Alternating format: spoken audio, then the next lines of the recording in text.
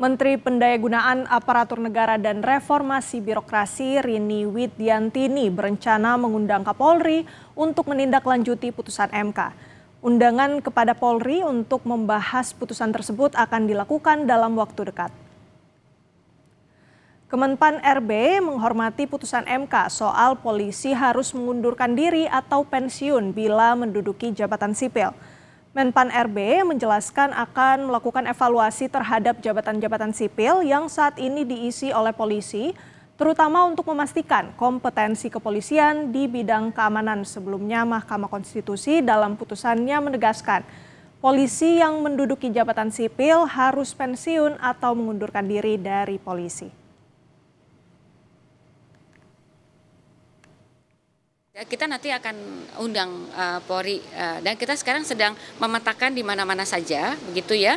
Kita juga sudah punya datanya, seperti itu nanti kita akan cek. Karena kan memang yang paling penting itu memastikan bahwa tadi sesuai dengan kompetensinya. Karena kan kompetensinya kepolisian itu tentunya untuk di bidang pengamanan, apakah sesuai dengan itu ya. Misalnya seperti di BNN ini kan memang kaitannya dengan masalah pengamanan, nah mungkin itu bisa gitu ya.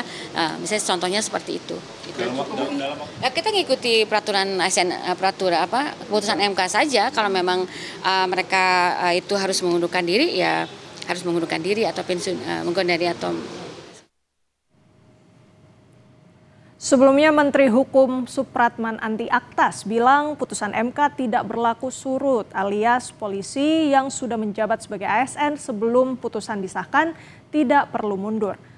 Menkum bilang putusan MK bisa diterapkan bagi polisi yang baru akan diusulkan untuk menduduki jabatan sipil.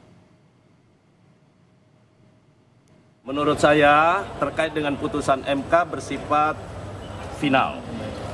Tetapi menurut saya yang sudah terjadi itu artinya tidak berlaku.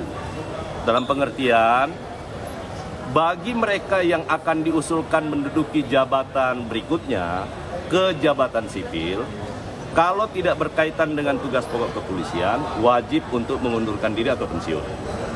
Tapi bagi mereka sekarang yang sudah menjabat sekarang, kecuali kepolisian menarik, kemudian, tapi mereka tidak perlu mengundurkan karena kan mereka sebelum putusan MK mereka sudah menjabat itu.